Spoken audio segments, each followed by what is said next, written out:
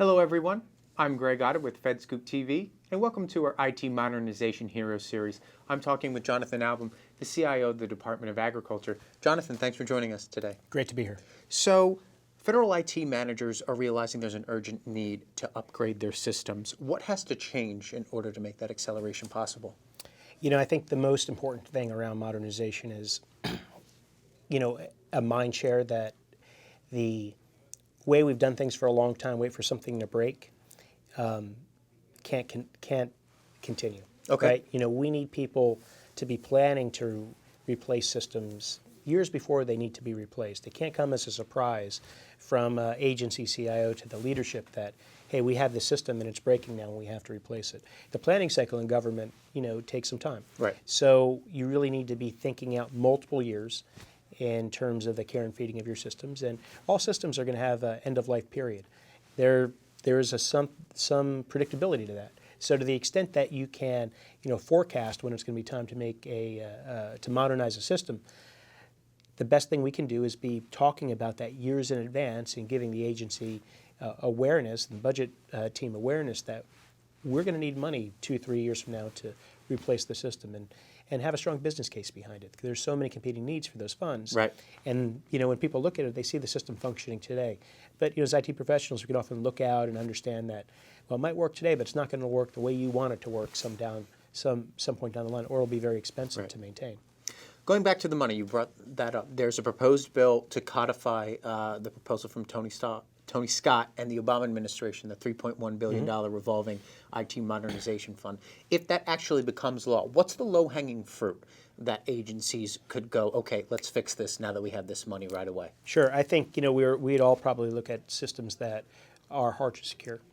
And can we replace those systems with systems that are more easily securable and securable using modern technology? I think also we have a lot of old systems that do similar things. Do we have an opportunity to bring different business units or programs together where there are similar requirements and establish one system to do a particular function where we might have 4 or 5, 6 today? If we could get a bunch of agencies to come together around a particular topic and maybe focus first on how we adjust the business process, say, so we can have more similar processes, we can then introduce a technology that supports multiple organizations as opposed to where we have a very unique technology supporting a very unique business process, but a very similar one to another agency, another agency, another agency. Right. So with cloud computing and technology trends like containerization and agile development, how do you see that factoring into your plans or maybe plans government-wide, 12, 18 months from now? Yeah, I think, if we focus on something like Agile, where we can develop something quickly and give it to the user community fast, and they can see it, and we can iterate on that and have this cycle, that's really going to whet the appetite for modernization projects, in my opinion. In the past, we've had so many large projects that took multiple years and maybe didn't always deliver the value that they intended. But nobody saw that until many years down the line, and we've always had all at that point so much invested in that effort with so many people and contracts and vendors and whatnot that it's difficult to turn back. So we went down a lengthy path before we realized what we were getting. If we're developing using an iterative or an agile approach, and we are very quickly delivering capabilities to our user community, we're going to have better systems in the end because we'll have more frequent feedback. People will use systems and they'll see, well, if we just change this, it'll be even better, and we can focus our next round of development on, that set of enhancements. And I think also it'll prevent us to a degree from getting caught up in, the edge case or so, that as we're trying to lay out massive system requirements, we can get really caught up around some things that might rarely happen but are very important. If we're going to develop iteratively, we can say, well, in this first release, we're going to focus on what usually happens, and most of the time, the normal case, and get that out there and people see it, and we can then figure out how to layer in that other technology, those other capabilities, but not get caught up in it as we're trying to plan this out in the first place. So people see things sooner, and get excited by it, and want to develop more.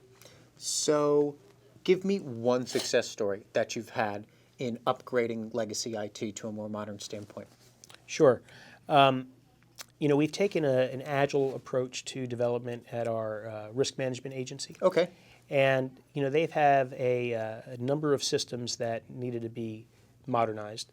One case, in particular, is where they share a similar business function with the Farm Services Agency. It's Okay. about how farmers report what they plant to both crop insurers, so they can get crop insurance, and also to the government, so they can participate in government programs.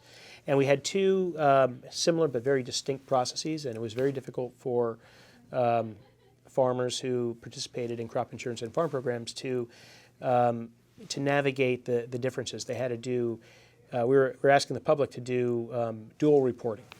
And we ran a pilot recently where we utilized some cloud technologies, we looked at some business process improvements, and we were able to standardize large parts of these processes that have been similar but very unique for many, many years. And while we haven't fully rolled this out, we continue to expand this pilot. We're doing it in a very iterative way.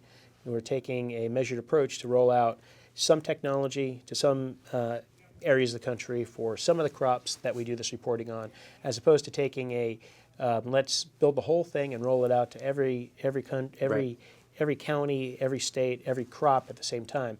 A very measured approach is providing really good dividends for USDA. Well, very, very interesting conversation, Jonathan. Appreciate you stopping by and the input. All right, thanks very much. I'm Greg Otto for FedScoop TV. Thanks for watching.